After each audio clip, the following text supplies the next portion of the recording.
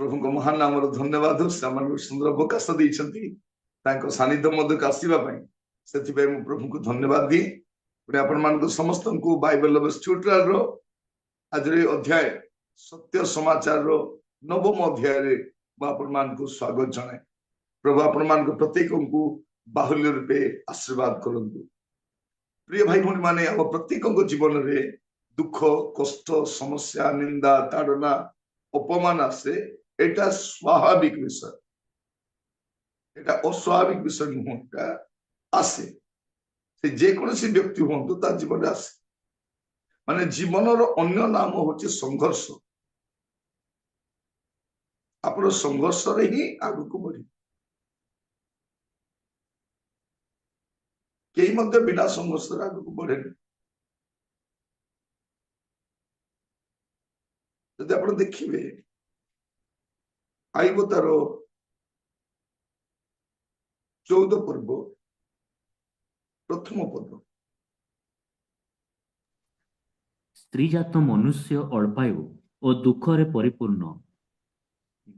कौन लिखा जाए? स्त्री जात मनुष्य अल्पायु और दुख रे परिपूर्ण। ए अल्प आयु रे भी दुख आका परिपूर्ण। आज प्रसंग होची कष्ट रे निजकू नष्ट न करो। आज प्रसंग होची कष्ट रे निजकू नष्ट न करो। अनेक जीवन में दुख कष्ट आसिले निजे निजकू नष्ट कर दियो। कई सेमान को नष्ट करने परिवर्ते से निजकू नष्ट कर। आज्ञा बहुत समस्या, आज्ञा घरे बहुत समस्या, तो तेणु टिके पिया पी कर दूची। बहुत समस्या आज्ञा टेंशन को संभाली न पारी मुझे स्त्री को बाड़ी दूची। आज्ञा घर चलैबा असुविधा अच्छी मोर चरित्र को नष्ट कर दीची। आज्ञा झीर बाहागर थिला पैसा पत्र नथिला तेणु मुझे लांच नहीं जाइछि। घरे चलाचली टिके कष्ट थिला आज्ञा देखिली जन को घर जाइथिली कबाट खोला थिला पैसा थिला उठे की नहीं आसली। एक समाधान नुह। मोर प्रिय भाई बहन मैंने समस्त जीवन में कष्ट आस। स्त्री जात मनुष्य अल्पायु आउ दुख रे परिपूर्ण। आज प्रसंग होची कष्ट रे निजकू नष्ट न कर, निजकू आपण निजे स्पॉइल न कर। आमे गत दिन मानक गुड़िए स्थान में हारी जाइछु, किंतु एथर आमे कौन करिबा? गोटे बलिष्ठ चरित्र व्यक्ति हम निजर चरित्र को निजे आमे बजाय रखी। आम ओडिया रे कहती आलो सखी अपना महत आपे रखी आपे बिकी नहीं।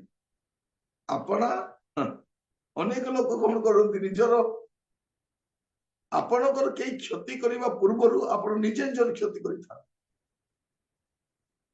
आप देखिए प्रभुकर दास मान क्षति के करि परिबने। प्रभु तांको प्रोटेक्ट कर। प्रभु न चाहिए अग्नि भी ताको ग्रास करि पारबे, सिंह भी ताको ग्रास करि पारबे, नद नदी से बुड़े पारबे, किंतु निजे पापरे पड़ी अभिषेक करई था, निज अपने जे दुर्नाम आनी था, निजर दुर्बलता शिकार है। आज प्रसंग होची कष्ट रे निजकू नष्ट न कर। दयाकर समस्त शेष पर्यंत शुणिबे, कारण एटा आपण मो बहुत जरूरी है।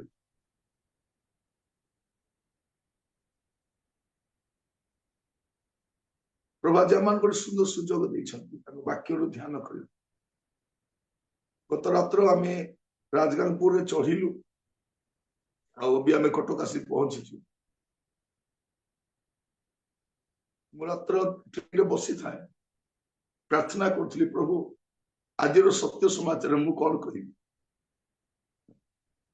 मु भी चेष्टा करी आपण मान प्रतिदिन नुआ संवाद कहना।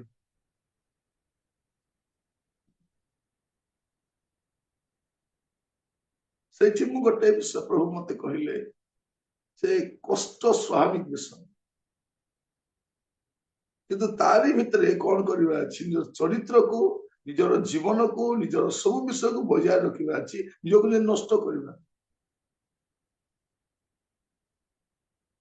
ଆପଣ ଦେଖିବେ ଗୀତ 90 ତା 9 ଆଉ 10, କାରଣ ଆମ୍ଭମାନଙ୍କର ସକଳ ଦିନ ତୁମ୍ଭ କୋପରେ ବହିଯାଏ। କଥିତ କାହାଣୀ ପରି ଆମ୍ଭେମାନେ ଆପଣା ଆପଣା ବର୍ଷ ସମାପ୍ତ କରୁଥାଉ। ଆମମାନଙ୍କ ଆୟୁର ପରିମାଣ 70 ବର୍ଷ ଅବା ବଳ ସକାଶୁ 80 ବର୍ଷ ହୁଏ। ତଥାପି ତହିଁର ଗର୍ବ ଓ ପରିଶ୍ରମ ଦୁଃଖ ମାତ୍ର, କାରଣ ତାହା ଶୀଘ୍ର ବହିଯାଏ ଓ ଆମ୍ଭେମାନେ ଉଡ଼ିଯାଉ। ଏ 70-80 ବର୍ଷ କଣ ଦୁଃଖ ମାତ୍ର, এটা ଦୁଃଖରେ ଚାଲେ, ଦୁଃଖରେ। କିନ୍ତୁ ୟା ଭିତରେ କଣ କରିବା ଅଛି, କଷ୍ଟରେ ନିଜକୁ ନଷ୍ଟ କରିବା। ସାଧୁ ପାଉଲ କଣ କହୁଛନ୍ତି ଦେଖନ୍ତୁ, ସାଧୁ ପାଉଲ କଣ କହୁଛନ୍ତି, ରୋମିଓ ତାର 8 ବର୍ଗ ତାର 35 ପଦ, ଖ୍ରୀଷ୍ଟଙ୍କ ପ୍ରେମରୁ କିଏ ଆମମାନଙ୍କୁ ବିଚ୍ଛିନ୍ନ କରିବ? କି କ୍ଲେଶ, କି ସଙ୍କଟ, କି ତାଡ଼ନା, କି ଦୁର୍ଭିକ୍ଷ, କି ଉଲଙ୍ଗତା, କି ବିପଦ, କି ଖଡ୍ଗ? କଣ କହୁଛି, ଖ୍ରୀଷ୍ଟଙ୍କ ପ୍ରେମରୁ କିଏ ଆମମାନଙ୍କୁ ବିଚ୍ଛିନ୍ନ କରିବ? ସେ ଲିଷ୍ଟ ଦଉଛନ୍ତି, ଏଠି ଗୁଡାଏ ବିଷୟ ସେ କହୁଛନ୍ତି, ତଳେ ମଧ୍ୟ ସେ କହୁଛନ୍ତି। ମୁଁ ଖାଲି କହୁଛି ଆପଣଙ୍କୁ, କିଏ ଅଲଗା କରିପାରିବ? କି କ୍ଲେଶ, କି ସଙ୍କଟ, କି ତାଡ଼ନା, କି ଦୁର୍ଭିକ୍ଷ, କି ଉଲଙ୍ଗତା, କି ବିପଦ, କି ଖଡ୍ଗ, କିଏ ଅଲଗା କରିବ? ମାନେ ମୋର ଜୀବନରେ କୌଣସି କଷ୍ଟ ମତେ ନଷ୍ଟ କରିପାରିବ?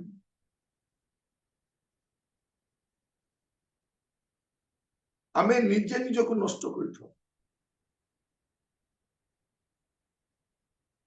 ଦେଖିବେ ଲୋକମାନେ ମଦ ପିଇ ପିଇ ନିଜକୁ ନଷ୍ଟ କରୁଛନ୍ତି, ପୁଡ଼ିଆ ଖାଇ ଖାଇ ନଷ୍ଟ କରୁଛନ୍ତି, ଚାହା ପିଇ ପିଇ ନଷ୍ଟ କରୁଛନ୍ତି, ଅଧିକ ଖାଇ ଖାଇ ନଷ୍ଟ କରୁଛନ୍ତି, ଅଧିକ ଶୋଇ ଶୋଇ ନଷ୍ଟ କରୁଛନ୍ତି, ଟିଭି ଦେଖି ଦେଖି ନଷ୍ଟ କରୁଛନ୍ତି, ଅବାନ୍ତର ଚରିତ୍ର ଗୁଡାକ ଦେଖି ଦେଖିକି ସବୁ ଚରିତ୍ରକୁ ମୁଣ୍ଡେଇକି ବୁଲୁଛନ୍ତି।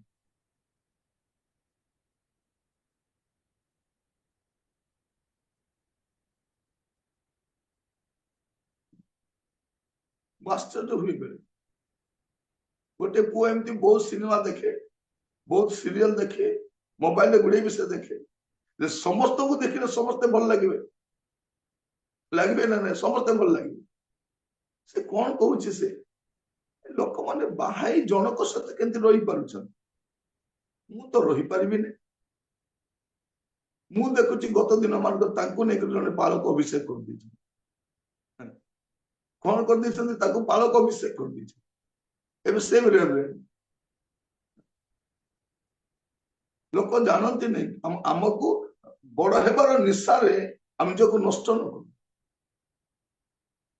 ପାଉଲ କଣ ବୋଲି କହୁଛନ୍ତି, ଅକସ୍ମାତ କାହାକୁ ସ୍ଥାପନ କର ନାହିଁ, ତାର ପାପର ସହଭାଗୀ ହୁଅ ନାହିଁ।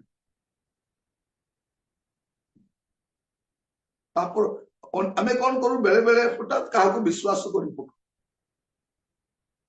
ତାର ଉପର ବିଷୟ ଦେଇକି ବିଶ୍ୱାସ କରୁ, ସେ ଆମ ଘରେ କାମ କରି ସବୁ ନେଇଯାଇଥାଏ। ଆଜି ଆମେ ଦେଖିବା, ଆମେ ଯେ କଷ୍ଟରେ ନିଜକୁ ନଷ୍ଟ ନ କରେ, ନିଜକୁ ନିଜେ ସ୍ପଏଲ। ସାଧୁ ପାଉଲ କହୁଛନ୍ତି, କିଏ ଖ୍ରୀଷ୍ଟଙ୍କ ପ୍ରେମରୁ କିଏ ଆମକୁ ବିଚ୍ଛିନ୍ନ କରିପାରେ? ସେ ଲିଷ୍ଟଟା ଦଉଛନ୍ତି କି କ୍ଲେଶ, କି ସଙ୍କଟ, କି ତାଡ଼ନା, କି ଦୁର୍ଭିକ୍ଷ, କି ଉଲଙ୍ଗତା, କି ଖଡ୍ଗ, କି ବିପଦ, କି କଣ, କିଛି ମଧ୍ୟ କରିପାରୁନି। ଏମିତି ଭାବରେ ସେ ଜୀବନ କାଟୁ କାଟୁ ତିମୋଥୀକୁ କଣ ଲେଖୁଛନ୍ତି, 2 ତିମୋଥୀ 4 ପର୍ବ ତାର 6 ପଦ ଆଉ 7 ପଦ, କାରଣ ଏବେ ହିଁ ମୋର ପ୍ରାଣ ଆହୁତି ପରି ଢଳା ଯାଉଅଛି। ମୋହର ମହାପ୍ରୟାଣର ସମୟ ଉପସ୍ଥିତ। ମୁଁ ଉତ୍ତମ ଯୁଦ୍ଧରେ ପ୍ରାଣପଣ କରିଅଛି। ନିରୂପିତ ପଥର ଶେଷ ପର୍ଯ୍ୟନ୍ତ ଦୌଡ଼ିଅଛି, ମୁଁ ବିଶ୍ୱାସ ରକ୍ଷା କରିଅଛି। ସେ କଣ କହୁଛନ୍ତି? ଏବେ ହେଁ, ଇଭେନ୍ ତା ଲାଇଫ ର ଲାଷ୍ଟ ମୋମେଣ୍ଟ ରେ ମଧ୍ୟ ସେ କହୁଛନ୍ତି ଏବେ ହେଁ ମୋର ପ୍ରାଣ କେମିତି ଅଛି ଆହୁତି ପରି। ଆମେ ଆହୁତି କଣ ଜାଣିନୁ? ଯେତେବେଳେ ହୋମ ଯଜ୍ଞ କରାଯାଏ ସେ ସମୟ ଯୋଉ ଆହୁତି ଦିଆଯାଏ, ଆହୁତି ପରି ଢଳା ଯାଉଅଛି ମୋର ପ୍ରାଣ କେମିତି ଅଛି ଆହୁତି ପରି ଢଳା ଯାଉଅଛି। ଆଉ ମୋର ମହାପ୍ରୟାଣର ଉପସ୍ଥିତି ସେ ଜାଣି ସାରିଲେଣି ତାଙ୍କର ମସ୍ତକ ଛେଦନ କରାଯିବ। ସେ କଣ କହୁଛନ୍ତି? ମୁଁ ଉତ୍ତମ ଯୁଦ୍ଧରେ ପ୍ରାଣପଣ କରିଅଛି, ମୁଁ ନିରୂପିତ ପଥର ଶେଷ ପର୍ଯ୍ୟନ୍ତ ଦୌଡ଼ି ଅଛି, ମୁଁ ବିଶ୍ୱାସ ରକ୍ଷା କରିଅଛି। ଏଇଟାକୁ କୁହାଯାଏ। ମୋର ପ୍ରିୟ ଭାଇ ଭଉଣୀ ମାନେ, ଆମ ସମସ୍ତଙ୍କୁ ଆମର ଦୌଡ଼ ଶେଷ କରିବାର ଅଛି। ତେଣୁ ଆମେ କଣ କରିବା? ନିଜକୁ ନିଜେ ନଷ୍ଟ କରିବାନି, ନିଜକୁ ନିଜେ ନଷ୍ଟ କରିବା। ପ୍ରଭୁଙ୍କ ନାମର ସ୍ତୁତି ହଉ, ପ୍ରଭୁଙ୍କ ନାମର ଗୌରବ। ଆପଣ ଦାନିଏଲକୁ ଦେଖିବେ, ଦାନିଏଲଙ୍କ ସହବନ୍ଦୀ ମାନଙ୍କୁ ଦେଖିବେ, ଏମାନଙ୍କ ବିରୁଦ୍ଧରେ ଅନେକ ଅଭିଯୋଗ ଅଣାଯାଉଛି, ଅନେକ ଅଭିଯୋଗ ଅଣାଯାଉଛି। ଏମାନେ ଏମିତି ସେମିତି, ଏମାନେ ଗୁଡେ କଥା କୁହାଯାଉଛି। କିନ୍ତୁ ଆମେ କଣ ଦେଖୁଛୁ?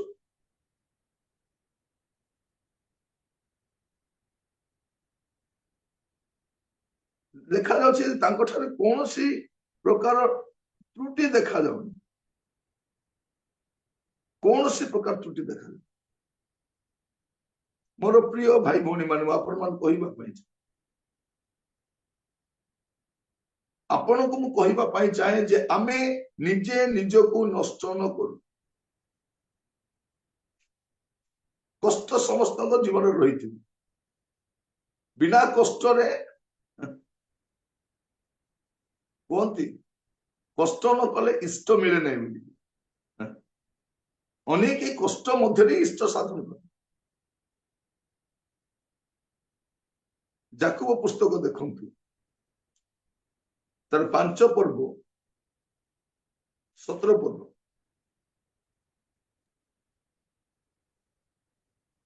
ଏଲିଓ ଆମମାନଙ୍କ ପରି ସୁଖ ଦୁଃଖ ଭୋଗୀ ମନୁଷ୍ୟ ଥିଲେ। ବୃଷ୍ଟି ନ ହେବା ନିମନ୍ତେ ସେ ଏକାନ୍ତ ଚିତ୍ତରେ ପ୍ରାର୍ଥନା କଲେ, ଆଉ 3 ବର୍ଷ 6 ମାସ ପର୍ଯ୍ୟନ୍ତ ଦେଶରେ ବୃଷ୍ଟି ହେଲା ନାହିଁ। ଏଲିଓ କେମିତି ଥିଲେ? ଏଲିଓ ସୁଖ ଦୁଃଖ ଭୋଗୀ ମନୁଷ୍ୟ ଥିଲେ, ସୁପର ନ୍ୟାଚୁରାଲ ମନୁଷ୍ୟ ନଥିଲେ, ଅତି ମାନବ ନଥିଲେ, ମହାମାନବ ନଥିଲେ, ଗୋଟେ ମଣିଷ ଥିଲେ। ଆଉ କଣ ସୁଖ ଦୁଃଖ ଭୋଗୀ ଥିଲେ। କିନ୍ତୁ ତାରି ମଧ୍ୟରେ ସେ ସାଲିସ କରିନାହାନ୍ତି, ସେ କୌଣସି ବିଷୟରେ କମ୍ପ୍ରମାଇଜ କରିନାହାନ୍ତି। ପ୍ରଥମ ରାଜାବଳୀ ଦେଖିବେ, 19 ପର୍ବ 4 ପଦ।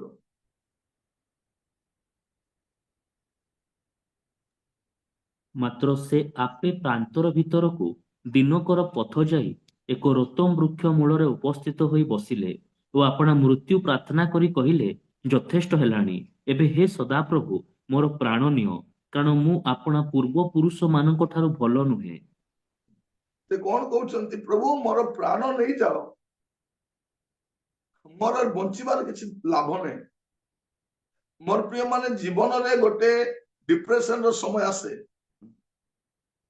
ସମସ୍ତେ ଭାଙ୍ଗି ପଡି ଗୋଟେ ସମୟ ଆସେ, କିନ୍ତୁ ତାର ମାନେ ନୁହେଁ ଯେ ଆମେ ହାରିଯିବା। ମୁଁ ଆପଣ ମାନଙ୍କୁ କହୁଥିଲି, ସଂଘର୍ଷର ଅନ୍ୟ ନାମ ହିଁ ଜୀବନ। ଆପଣଙ୍କର ଯୋଉ ବଳକା ସମୟ ଆପଣ ସଂଘର୍ଷର ସହିତ ଜୀବନ କାଟିବେ, ହାରିବେ ନାହିଁ। ଭଉଣୀ ମାନେ ଆପଣଙ୍କ ଘରକୁ ସଜାଡ଼ିବେ, ସେବକ ମାନେ ଜୀବନକୁ ସଜାଡ଼ିବେ।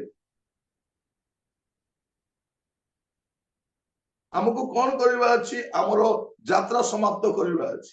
ଇଏ କଣ କହୁଛନ୍ତି? ପ୍ରଭୁ ଯଥେଷ୍ଟ ହେଲା, ଆଉ ମୁଁ ବଞ୍ଚିବାର ଲାଭ ନାହିଁ, ମୁଁ ମରିବାଟା ଭଲ। ତାକୁ କଣ କୁହାଯାଉଛି? ଏତେ କାହାଣୀ କୁହନି, 5 ପଦରେ କଣ ଲେଖାଯାଉଛି? ତେଣୁ ସେ ରୋତମ ବୃକ୍ଷ ମୂଳେ ଶୟନ କରି ନିଦ୍ରା ଗଲେ। ଏଥିରେ ଦେଖ, ଏକ ଦୂତ ତାଙ୍କୁ ସ୍ପର୍ଶ କରି କହିଲେ, ଉଠ, ଭୋଜନ କର। କଣ ବୋଲି କହିଲେ? ଉଠ, ତୁମ ମରିବା ଟାଇମ ହେଇଗଲା ବୋଲି କହିଲେ କି? ନାଇଁ, କଣ କହୁଛନ୍ତି? ଉଠ, ଭୋଜନ କର, ଅବାନ୍ତର କଥା କୁହ ନାହିଁ, ତୁମକୁ ଆଗକୁ ଯିବାର ଅଛି। ଆପଣ ପଢି ଆସନ୍ତୁ ତଳକୁ, 6, 7, 8। ତହିଁରେ ସେ ଅନାନ୍ତେ ଦେଖ ତାଙ୍କ ମସ୍ତକ ପାଖରେ ଅଙ୍ଗାରରେ ପୋକ ଏକ ପିଠା ଓ ଏକ ପାତ୍ର ଜଳ ଅଛି। ଏଣୁ ସେ ଭୋଜନ ପାନ କରି ପୁନର୍ବାର ଶୟନ କଲେ। ଏ ଉତ୍ତରେ ସଦାପ୍ରଭୁଙ୍କ ଦୂତ ପୁନର୍ବାର ଦ୍ୱିତୀୟ ଥର ଆସି ତାଙ୍କୁ ସ୍ପର୍ଶ କରି କହିଲେ, ଉଠ, ଭୋଜନ କର, କାରଣ ତୁମ୍ଭ ଶକ୍ତିରୁ ପଥ ଅଧିକ। ତହୁଁ ସେ ଉଠି ଭୋଜନ ପାନ କଲେ ଓ ସେହି ଖାଦ୍ୟର ବଳରେ ପରମେଶ୍ୱରଙ୍କ ପର୍ବତ ହୋରେବ ପର୍ଯ୍ୟନ୍ତ 40 ଦିନ ଓ 40 ରାତ୍ରି ଗମନ କଲେ।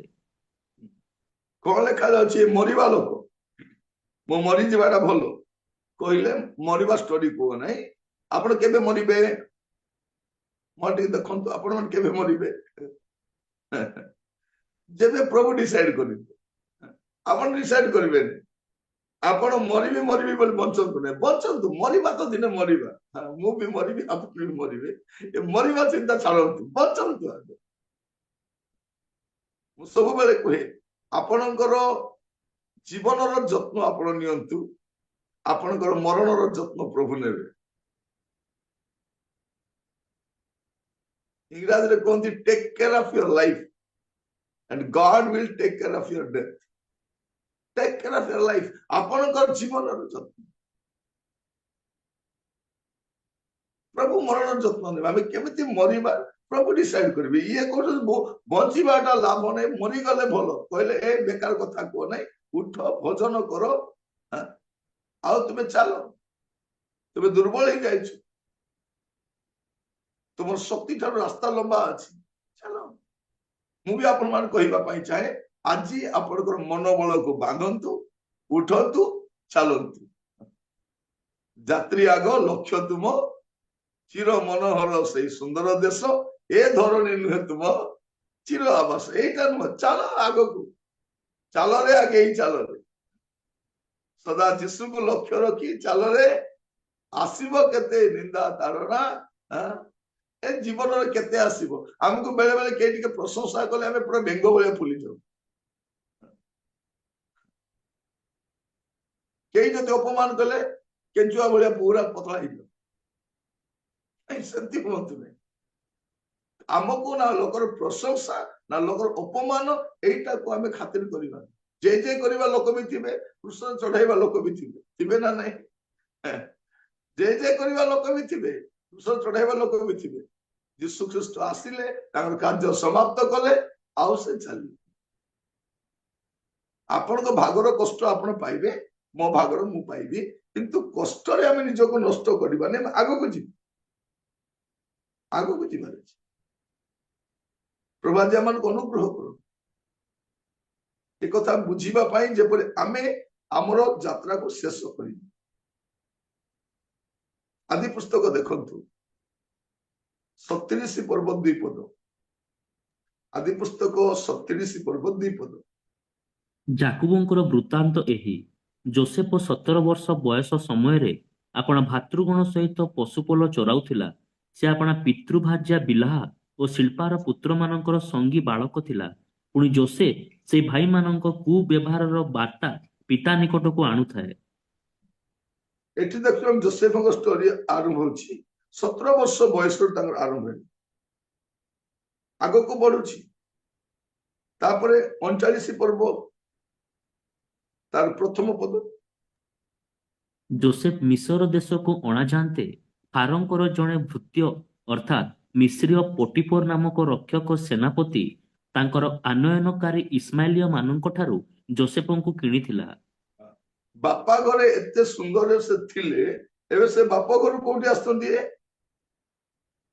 ବାପ ଘରୁ ସିଧା ଆସୁଛନ୍ତି ବିକ୍ରି ହେଇଗଲେ। ତାପରେ ଆପଣ ଦେଖିବେ 20 ପଦ। ଆଉ ଯୋସେଫଙ୍କର ପ୍ରଭୁ ତାଙ୍କୁ ନେଇ ରାଜବନ୍ଦୀ ମାନଙ୍କ ବାସସ୍ଥାନ କାରାଗାରରେ ରଖିଲା। ତେଣୁ ଯୋସେଫ ସେଇ କାରାଗାରରେ ରହିଲେ। ଦେଖନ୍ତୁ ଗୋଟେ ଗୋଟେ ବିଷୟ, ସେ ବାପା ଘରେ ଥିଲା, ତାଙ୍କୁ ବିକ୍ରି କଲେ, ଏବେ ସେ କୋଉଠି ଆସୁଛନ୍ତି? ବନ୍ଦୀ ଘରେ, ମାମୁଁ ଘରକୁ ପଳେଇ ଆସିଲେ। ଥରେ ଜଣେ ଲୋକ ଜେଲ ଯାଇଛି, ଗୋଟେ 2 ମାସ ହେଲା ଦେଖାଯାଉ ନାହିଁ। ମୁଁ ତାକୁ ଦିନେ ପଚାରିଲି, କୋଉଠି ଯାଇଥିଲ?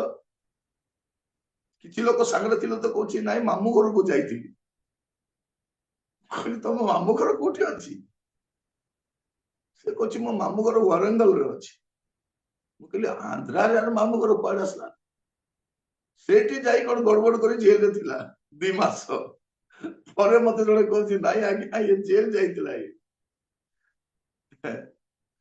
ଜୋସେଫ କୋଉଠି ଯାଉଛନ୍ତି ଦେଖନ୍ତୁ, ବାପ ଘରେ ଭଲରେ ଥିଲେ, ଭାଇ ମାନେ ଚକ୍ରାନ୍ତ କରି ତାକୁ କଣ କଲେ, ଗାତରେ ପକାଇଦେଲେ, ପରେ ବିକ୍ରି କରିଦେଲେ, ପରେ ବନ୍ଦୀ ଗୃହକୁ ସେ ଯାଉଛନ୍ତି।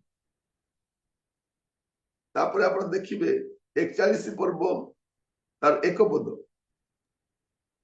ଅନନ୍ତର ସମ୍ପୂର୍ଣ୍ଣ 2 ବର୍ଷ ଶେଷରେ ଫାରୋ ଏହି ସ୍ୱପ୍ନ ଦେଖିଲେ, ଦେଖ ସେ ନଦୀ କୂଳରେ ଠିଆ ହୋଇଅଛନ୍ତି। 2 ବର୍ଷ ସେ ଜେଲରେ ଥିଲେ, ସମ୍ପୂର୍ଣ୍ଣ 2 ବର୍ଷ ବନ୍ଦୀ ଅବସ୍ଥାରେ ରହୁଛନ୍ତି। ତାପରେ ଆପଣ ଦେଖନ୍ତୁ 38 ରୁ 41 ପର୍ଯ୍ୟନ୍ତ। ତହିଁରେ ଫାରୋ ଆପଣ ଦାସମାନଙ୍କୁ କହିଲେ, ଆମ୍ଭେମାନେ କି ଏହାଙ୍କ ପରି ପୁରୁଷ ଆଉ ପାଇପାରିବା? ଏହାଙ୍କଠାରେ ପରମେଶ୍ୱରଙ୍କ ଆତ୍ମା ଅଛନ୍ତି। ତେଣୁ ଫାରୋ ଯୋସେଫଙ୍କୁ କହିଲେ, ପରମେଶ୍ୱର ତୁମ୍ଭକୁ ଏ ସମସ୍ତ ଜଣାଇଅଛନ୍ତି, ଏଣୁ ତୁମ୍ଭ ପରି ବୁଦ୍ଧିମାନ ଓ ଜ୍ଞାନୀ କେହି ନାହିଁ। ତୁମ୍ଭେ ଆମର ଗୃହାଧ୍ୟକ୍ଷ ହୁଅ, ଆମର ସମସ୍ତ ପ୍ରଜା ତୁମର ବାକ୍ୟ ଶିରୋଧାର୍ଯ୍ୟ କରିବେ, କେବଳ ସିଂହାସନରେ ଆମ୍ଭେ ତୁମଠାରୁ ବଡ଼ ଥିବା। ଫାରୋ ଯୋସେଫଙ୍କୁ ଆହୁରି କହିଲେ, ଦେଖ ଆମ୍ଭେ ତୁମ୍ଭକୁ ସମୁଦାୟ ମିଶର ଦେଶ ଉପରେ ନିଯୁକ୍ତ କଲୁ। ମୋର ପ୍ରିୟ ଭାଇ ଭଉଣୀ ମାନେ ଦେଖନ୍ତୁ, ଆମେ ସଂକ୍ଷେପରେ ଆମେ ଯୋସେଫଙ୍କୁ ଦେଖୁଛୁ। ଏଠି ସେ ବାପା ଘରେ ଥିଲେ, ସେ ବିକ୍ରି ହେଲେ, ସେ ବନ୍ଦୀ ହେଲେ, ସେ ଜେଲକୁ ଗଲେ।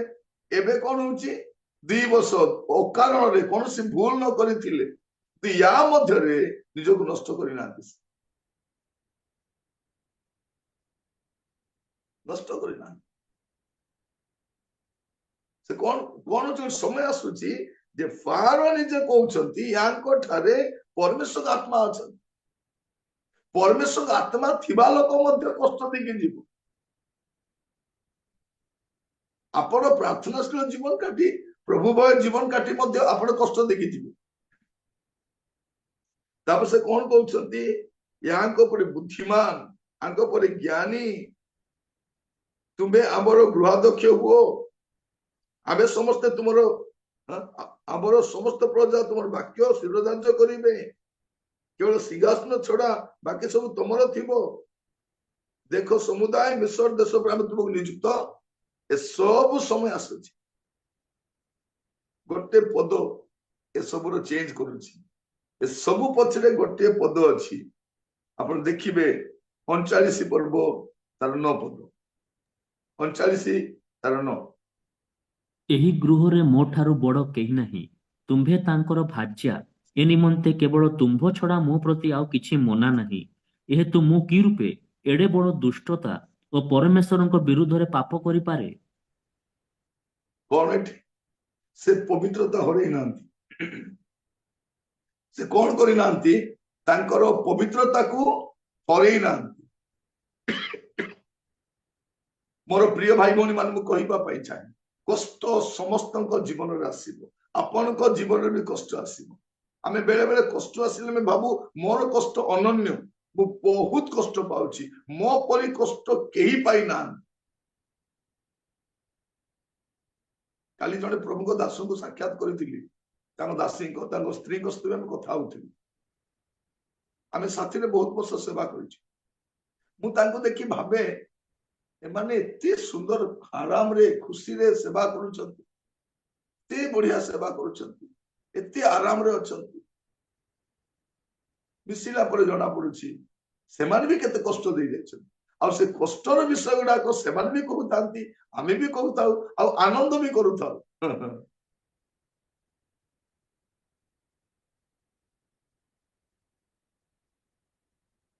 କହିବା ପାଇଁ ଚାହେଁ, କଷ୍ଟ ଅଛି କିନ୍ତୁ ତା ଭିତରେ ଆନନ୍ଦ ବି ରହିବାର ଅଛି।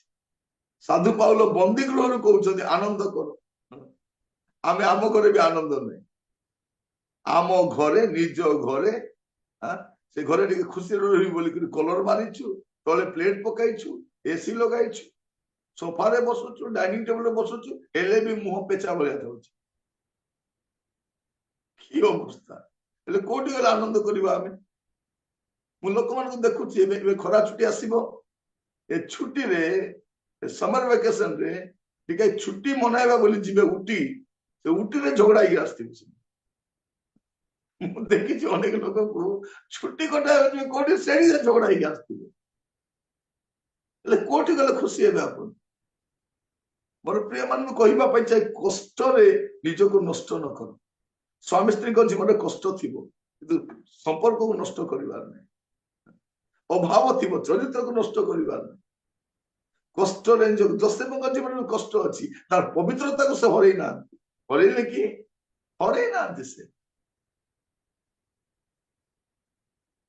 ସାଧୁ ପାଉଲ କଣ କହୁଛନ୍ତି? ତାଙ୍କର ଦର୍ଶନ ହରେଇ ନାହାନ୍ତି। ମୋ ପକ୍ଷରେ ଜୀବନ ଧାରଣ ଖ୍ରୀଷ୍ଟ ଆଉ ମୃତ୍ୟୁ ଭୋଗ ଲାଭଜନକ। ସେ ସେଇ ରାସ୍ତାରେ ଅଗ୍ରସର ହେଲେ। ଏଲିୟଙ୍କ କଥା ଆମେ ଦେଖୁଥିଲୁ, ଏଲିୟ ବି ସୁଖ ଦୁଃଖ ଦେଇ ଯାଇଛନ୍ତି, କିନ୍ତୁ ପ୍ରଭୁ ତାଙ୍କ ପାଇଁ ଯୋଜନା କେମିତି କରିଛନ୍ତି? ସେ ଅଗ୍ନିର ରଥରେ ଅଶ୍ବରେ ସେ ଯିବେ, ସେ ବସିକି ମୃତ୍ୟୁ କାମନା କରୁଛନ୍ତି। ଆପଣଙ୍କର ଜୀବନର 3 ପେଜ ବି ଲେଖା ହେଇନାହିଁ, ବହି ସାରିଦେବେ ନାଇଁ। ମୋର ପ୍ରିୟ ଭାଇ ଭଉଣୀ ମାନେ, ଆହୁରି ଗୁଡେ ବିଷୟ ଅଛି। ଆପଣ ବଞ୍ଚନ୍ତୁ, ଆପଣ ଆନନ୍ଦରେ ବଞ୍ଚନ୍ତୁ, ଓରିଏଣ୍ଟ ହୁଅନ୍ତୁ ନାହିଁ, କଷ୍ଟକୁ ଏନ୍ଜୟ କରିବା ଶିଖନ୍ତୁ। ସ୍ୱର୍ଗରେ କଷ୍ଟ ନଥିବ, କଷ୍ଟ ନଥିବ। ଦିନେ ଜଣେ ଲୋକ ମୋ ପାଖରେ ଆସିଲେ, ତାଙ୍କର ମୁଣ୍ଡ ବଥା ହଉଛି। ସେ କହିଲେ, ଆଜ୍ଞା ମୋର ମୁଣ୍ଡ ବହୁତ ବଥା ହଉଛି, ମୁଣ୍ଡ ବହୁତ କଷ୍ଟ ହଉଛି, ମୁଣ୍ଡ ବହୁତ ବିନ୍ଧୁଛି। ମୁଁ କହିଲି, ମୁଣ୍ଡ ବିନ୍ଧିବାଟା କଣ, କେମିତି ବିନ୍ଧେ ଏଇଟା? ମୁଁ ତାଙ୍କ ପାଇଁ ପ୍ରାର୍ଥନା କରି ପଳେଇଲି, ତାଙ୍କ ପାଇଁ ପ୍ରାର୍ଥନା କଲି, ଯାଅ ତୁମର ମୁଣ୍ଡ ବଥା କମିଯିବ। ତାପରେ ବସିଲି, କହିଲି ମୁଣ୍ଡ ବଥା ପାଇଁ ବି ପ୍ରାର୍ଥନା ବି ଆସିଛନ୍ତି। ତାପରେ ତ ମୋର ମୁଣ୍ଡ ବଥେଇଲା ଆଉ। ମୁଣ୍ଡ ଏମିତି ବିନ୍ଧିଲା ଯେ 15-20 ମିନିଟ୍ ପର୍ଯ୍ୟନ୍ତ ମୋର ମୁଣ୍ଡ ପୁରା ଫାଟିଗଲା ବେଳେ ବଥେଇଲା। ତାପରେ ପ୍ରଭୁ ମତେ କହିଲେ, ବୁଝିଲି ଏବେ ମୁଣ୍ଡ ବଥା ବୋଲେ କଣ। ତାପରେ କମିଗଲା, ତାପରେ ଆଉ କେବେ ମୁଣ୍ଡ ବିନ୍ଧା ହେଇନାହିଁ। ପ୍ରିୟ ମାନେ, ମୁଁ କହିବା ପାଇଁ ଚାହେଁ, ସମସ୍ତଙ୍କ ଜୀବନରେ କଷ୍ଟ ଅଛି। ସେ କଷ୍ଟ ପ୍ରଭୁ ଆମକୁ ଦେଇକି ନିଅନ୍ତି, ଆମେ ଯିବୁ ତାର ଦେଇକି। ମୁଁ ଗୁଡେ କଥା କୁହେ ନାହିଁ, ଏମିତି କୋଉ କୋଉ କହି ପକାଏ। କଷ୍ଟରେ ନିଜକୁ ନଷ୍ଟ କରନ୍ତୁ। ଅନେକ ଲୋକ ପ୍ରାଚୁର୍ଯ୍ୟତା ନିଜକୁ ନଷ୍ଟ କରି ପକାନ୍ତି, ଅନେକ ଲୋକ କଷ୍ଟ ନିଜକୁ ନଷ୍ଟ କରି ପକାନ୍ତି। ଆଜି ମୁଁ ଆପଣ କହିବା ପାଇଁ ଚାହେଁ, କଷ୍ଟରେ ଆପଣ ନିଜକୁ ନଷ୍ଟ କରନ୍ତୁ। ପ୍ରେରିତ 7 ପର୍ବ ଯଦି ଦେଖିବେ, ତାର 22-23, ପ୍ରେରିତ 7 ପର୍ବ ତାର 22 ଆଉ 23। ଆଉ ମୂଷା ମିଶରୀୟ ମାନଙ୍କ ସମସ୍ତ ବିଦ୍ୟାରେ ଶିକ୍ଷିତ ହୋଇ ବାକ୍ୟ ଓ କର୍ମରେ ପରାକ୍ରମୀ ହେଲେ। ତାଙ୍କ 40 ବର୍ଷ ପୂର୍ଣ୍ଣ ହେଉଥିବା ସମୟରେ ଆପଣା ଭାଇମାନଙ୍କୁ ଅର୍ଥାତ୍ ଇସ୍ରାଏଲ ସନ୍ତାନ ମାନଙ୍କୁ ସଂଖଳିବା ନିମନ୍ତେ ତାଙ୍କ ଇଚ୍ଛା ଜାତ ହେଲା। ମୂଷାଙ୍କ କଥା ଦେଖନ୍ତୁ, ମୂଷା ମିଶରୀୟ ମାନଙ୍କ ସମସ୍ତ ବିଦ୍ୟାରେ ଶିକ୍ଷିତ। କିଏ? ମୂଷା ସମସ୍ତ ବିଦ୍ୟାରେ ଶିକ୍ଷିତ ଏବଂ ବାକ୍ୟ କର୍ମରେ ପରାକ୍ରମୀ ହେଲେ। ମାନେ ବାକ୍ୟରେ ବି ପରାକ୍ରମୀ, କର୍ମରେ ପରାକ୍ରମୀ, ଶିକ୍ଷାରେ ମଧ୍ୟ କମ ନୁହନ୍ତି। ଯାତ୍ରା ପୁସ୍ତକ 3 ପର୍ବ 1 ପଦ।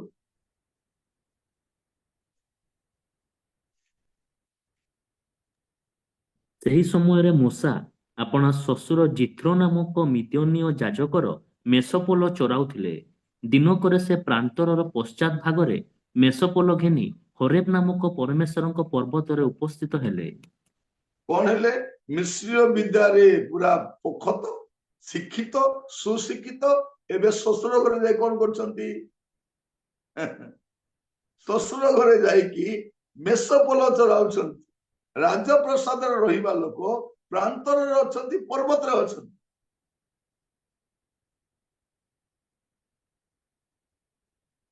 ମୋର ପ୍ରିୟ ଭାଇ ଭଉଣୀ ମାନେ, ଆମେ ଏଠୁ କଣ ଶିଖୁଛୁ? ଏମାନ ଜୀବନ ଆମେ କଣ ବୁଝୁଛୁ? ଏମାନଙ୍କ ଜୀବନ ପ୍ରଭୁ ଆଜି ଆମମାନଙ୍କୁ ତାଙ୍କର ବାକ୍ୟ ଦ୍ଵାରା ସୁଶିକ୍ଷିତ କରାଉଛନ୍ତି, ଆମମାନଙ୍କୁ ଶିକ୍ଷା ଦଉଛନ୍ତି। ଆମେ କଣ କରିବା? ଆମ ଜୀବନର କଷ୍ଟ, ଦୁଃଖ, ନିନ୍ଦା, ତାଡ଼ନା, ଅପମାନ ଭିତରେ ମଧ୍ୟ ଦେଖନ୍ତୁ, ଏତେ ବଡ ଲୋକ ଏବେ ଯାଇକି ସେ ମେଷ ଚରାଇବା ପରିସ୍ଥିତି ପଳେଇ ଆସିବ।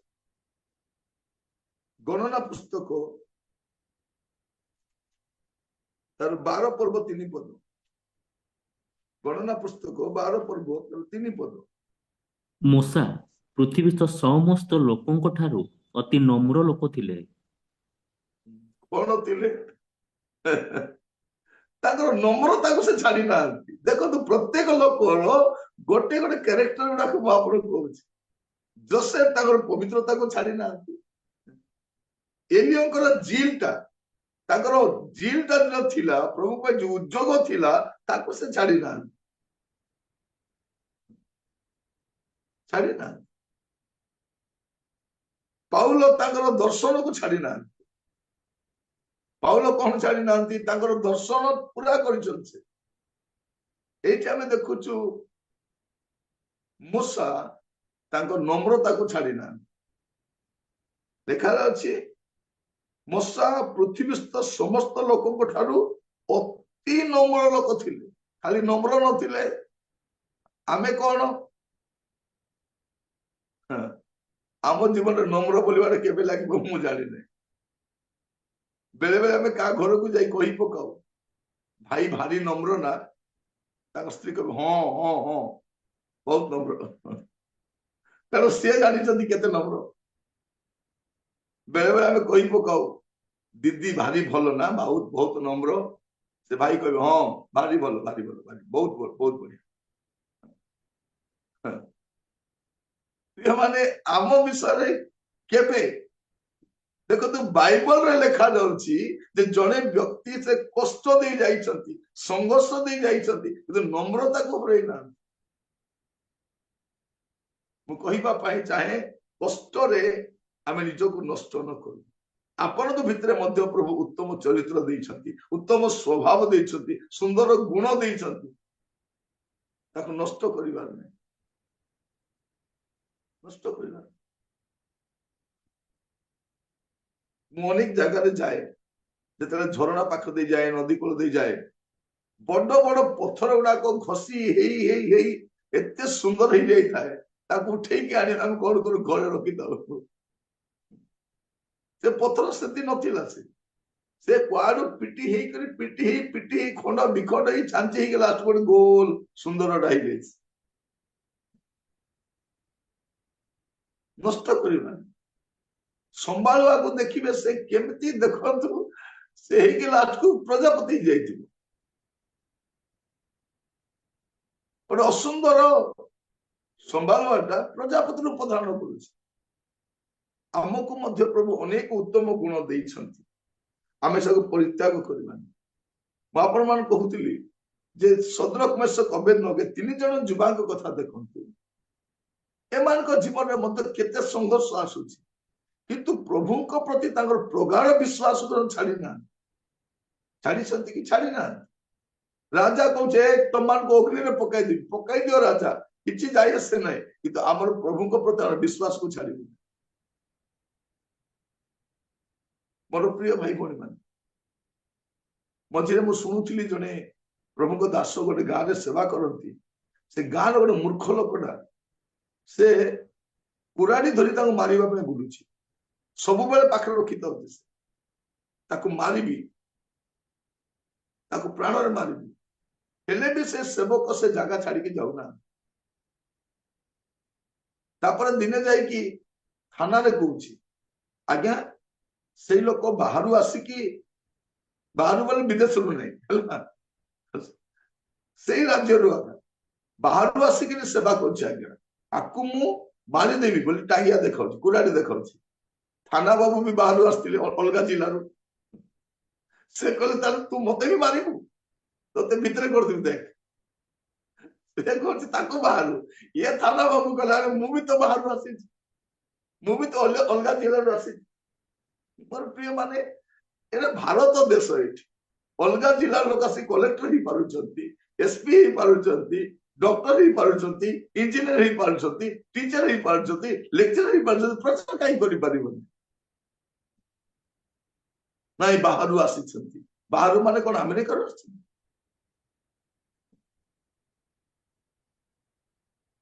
ମତେ ଥରେ ସେମିତି ଜଣେ କହୁଥିଲା, ତୁମେ ବାହାରୁ ଆସିକି କଣ କରୁଛ?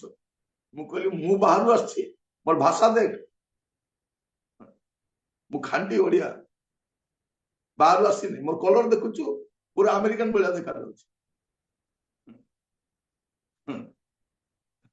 सब हसिले चाल चाल चाल बोली पळेले। और प्रिय माने कष्ट भितर आमर से हरैबा नै, कष्ट जो नष्ट न करू। अभी गोटे जगह मझे जाइथिलु, सेठी खाइबा पे कौन थिला, खाली डाली थिला, टमाटो खटा अछि हैला। भाई मन अपेक्षा करछथि भजा कोन आसीबो बोली हैला।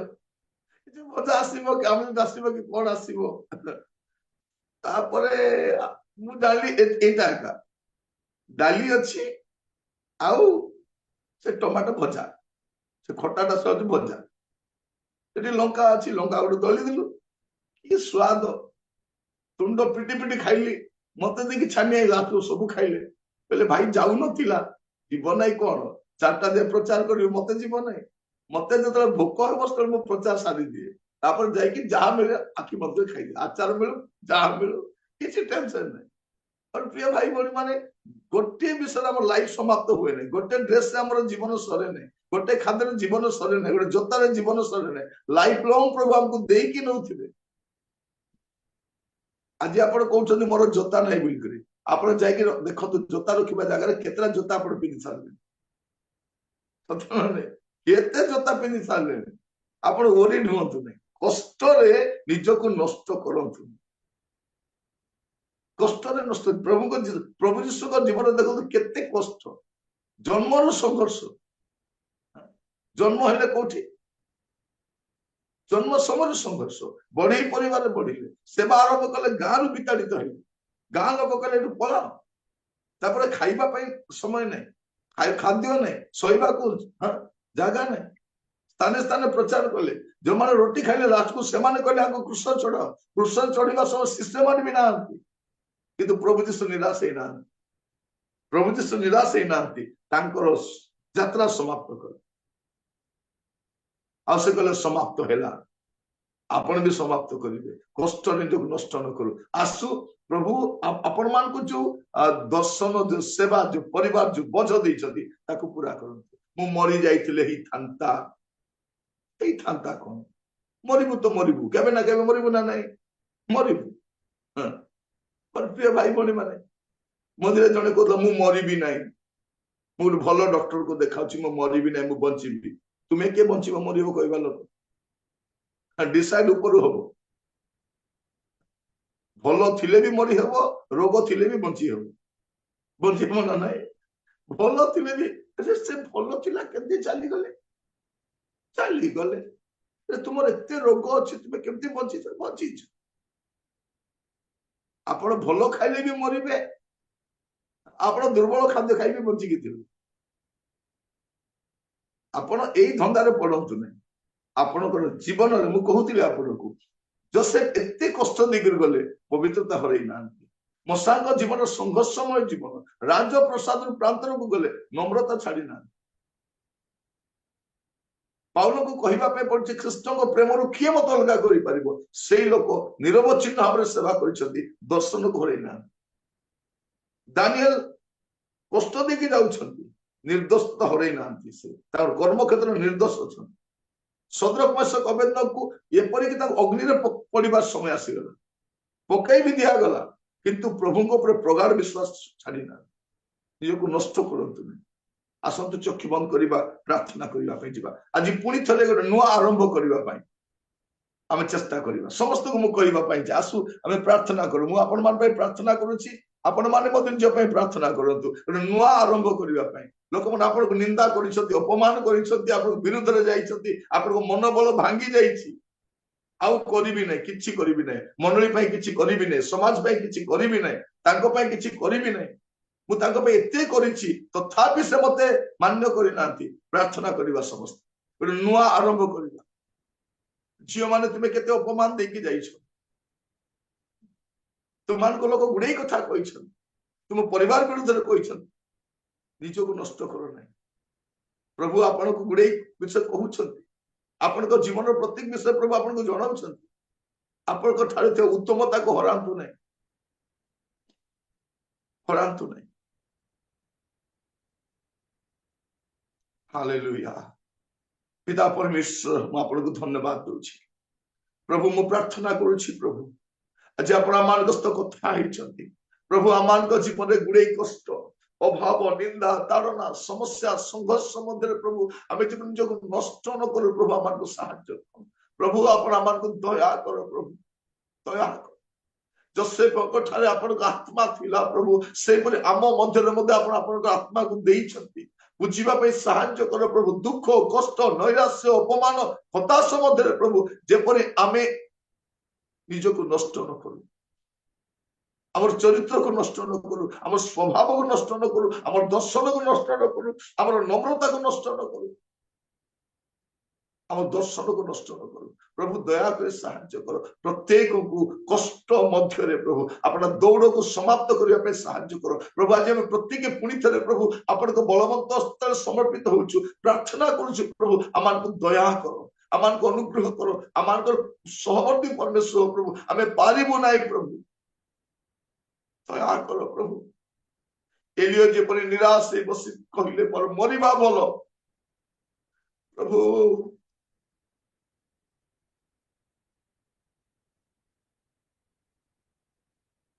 आमान को जीवन में मध्य प्रभु आम प्रकार अनेक अच्छे प्रभु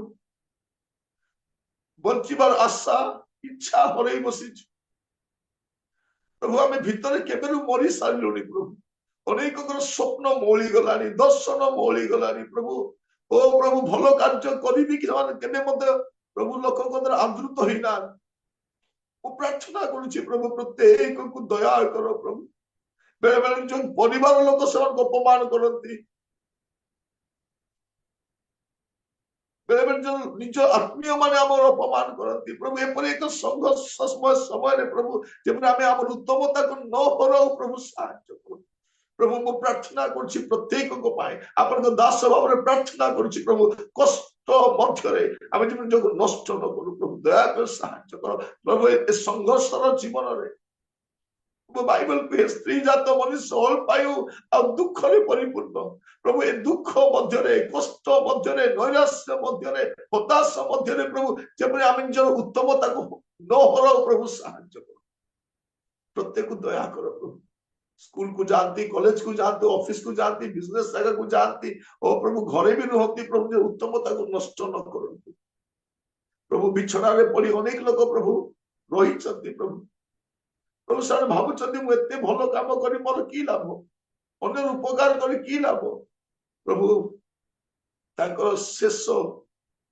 उत्तमतार समाप्त प्रभु दया करो प्रभु प्रत्येक को अनुग्रह प्रत्येक को दया करो मु आपन दास भाव में प्रार्थना करुच्ची प्रभु आज ठारू प्रभु आम सुदर्शन यात्रा को पुणी थे आम आग पूरा करूँ पड़े प्रभु हाथ धरी उठातु प्रभु दुर्बल समय आपण को बल दिंतु प्रभु निराश हेबा समय प्रभु आपणकर से आत्माकर इंधन आम भितर जलांतु प्रभु जब आम आग को बढ़ी पारिबु मु प्रार्थना करुच्ची प्रत्येक को पाए जो यूट्यूब रे जूम रे आज सुनुचंती प्रत्येक को पाए परवर्ती समय जो सुनिबे समान पाए मु प्रार्थना करुच्ची प्रभु आपण दया करंतु राजा अनुग्रह करंतु बोली प्रार्थना करे प्रभु अनेक को जीवन में गुणे समस्या अछि गुणे कष्ट अछि अभाव अछि निंदा ताड़ना प्रभु समान को प्रतिदिन प्रभु अंश होई जाईछि मु प्रार्थना करुच्ची प्रभु यारी मध्य रे समान जीवन को बलिष्ठ करि पारिबे सक्रिय करि पारिबे आपण सहायता करंतु प्रार्थना शुणी धन्यवाद यीशु को प्रिय नाम रे मागिली राजा आमीन।